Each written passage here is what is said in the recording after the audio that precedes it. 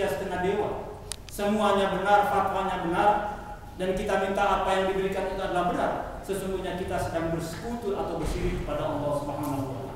Yang sebab tunggalnya adalah amal saleh. Kita menjadi sia-sia dan kita tergolong orang-orang yang buruk.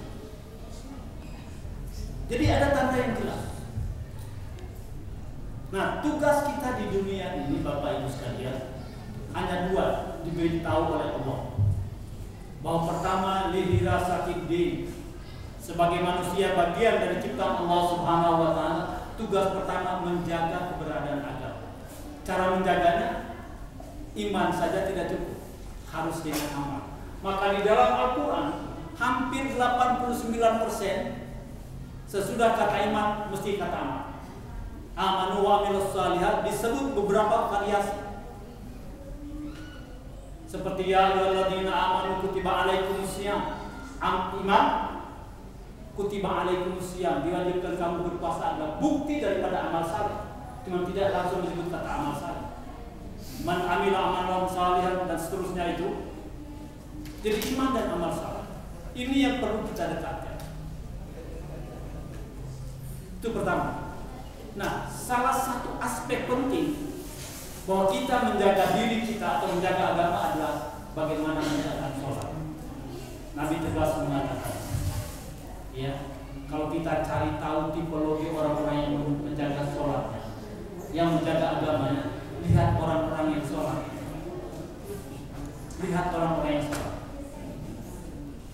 Kata Rasulullah, as-salatu ibaduddin.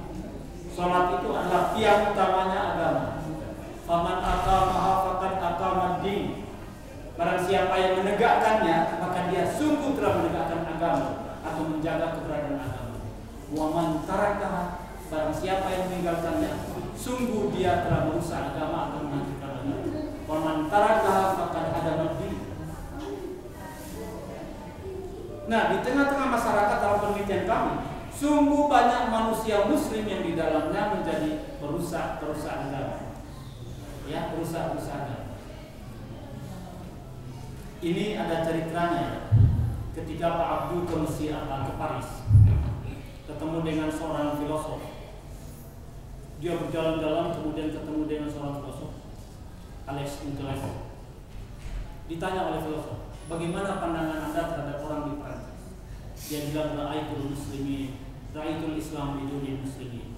Saya melihat di sana ada ciri kehidupan Islam, tapi tanpa umat Islam. Kehidupan mereka teratur, disiplin.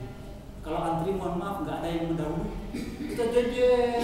Coba di Indonesia antri, apalagi kalau antri berbuka. Kepingin cepat duluan, padahal datanya belakang.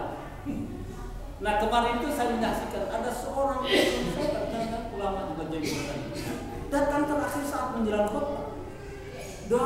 Saya perhatikan dari apa belakang terus jalan sampai depan, melangkai beberapa kudus orang. Itu yang saya katakan, ada orang muslim tapi tidak ada nilai-nilai Islam yang ditegakkan. Mestinya dia datang terakhir, ya adanya di saf belakang. Tapi datang melangkai kudus satu demi satu sampai di depan saf pertama. Orang semua duduk sebentar lagi khutbah, dia malah sholat sendiri. Dia yang sholat dengan jenggotnya, dengan begininya. Jadi menjadi sebuah tontonan yang sungguhnya tidak menarik.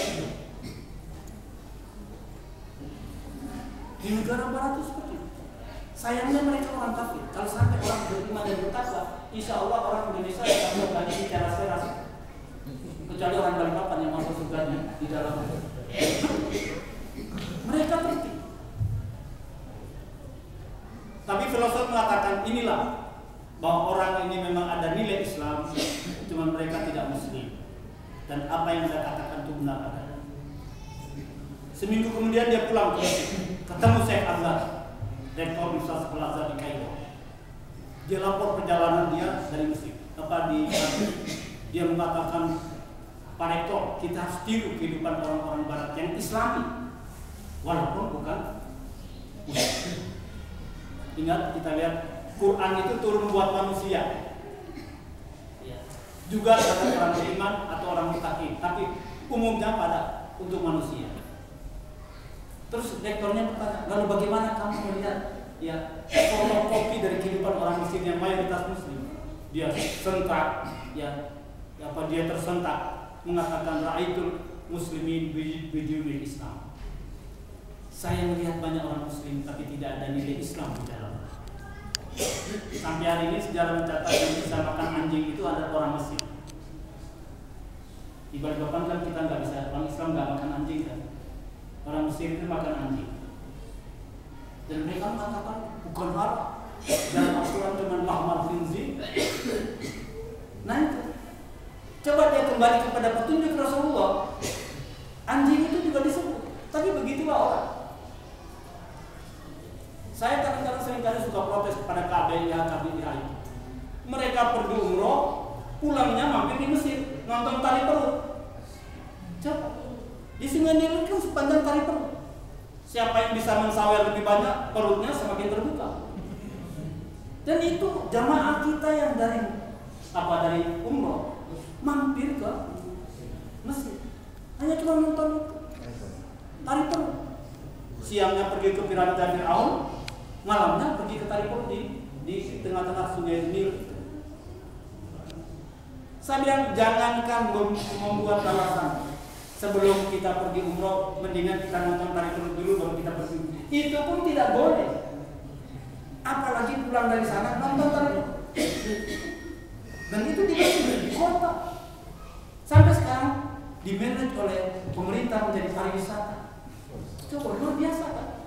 Karena itu kita tahu. Mesir sekarang menjadi negara konflik itu salah satu di antara.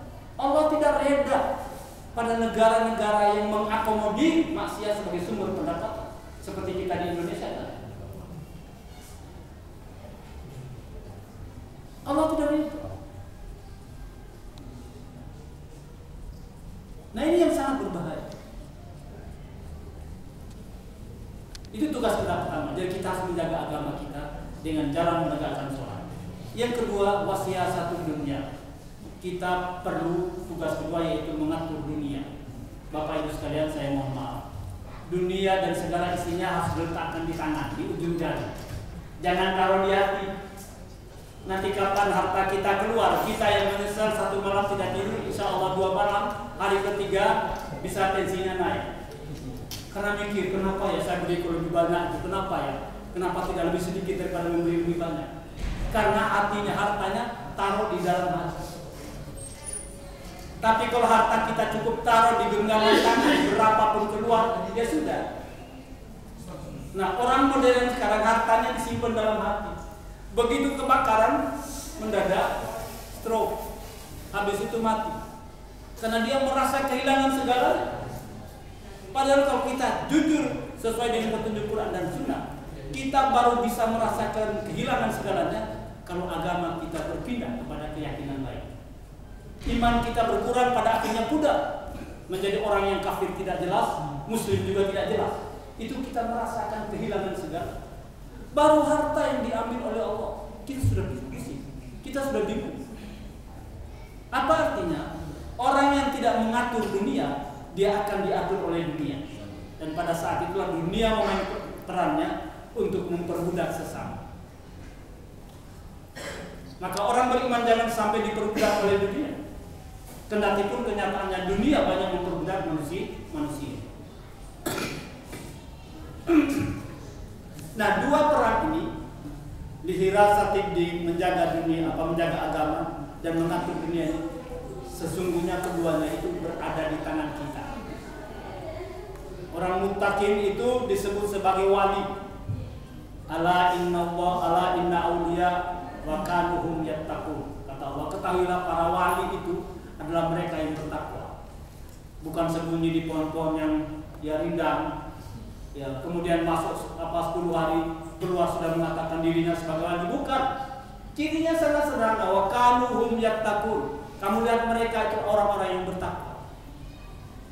Nah, kita ini wali, maka menjadi wali atas kepemilikan semuanya, termasuk harta, kekuasaan, kekayaan dan lain-lain sebagainya. Jangan sampai kita diperbudak oleh harta. Dunia modern ini sekarang sudah berubah. Harta, benda, kekuasaan, jabatan menjadi Tuhan baru. Mereka berhari-hari memikirkan bagaimana mengumpulkan harta yang sebesar-besarnya. Lalu jalan yang dipakai adalah melibas jalan orang, memakan hak orang. Bagaimana memikirkan bagaimana untuk mendapatkan kekuasaan, jalan yang dipakai juga tidak benar. Mereka seakan-akan merasa kehadiran harta, jabatan dan kekuasaan ibaratnya menghadapi Tuhan. Padahal bagi orang yang beriman, kitalah menjadi wali atas segala kepemilikan yang ada di tangan kita. Kurang berapa menit? Masih 4 menit. Itu bilang 2 menit. Mana yang benar?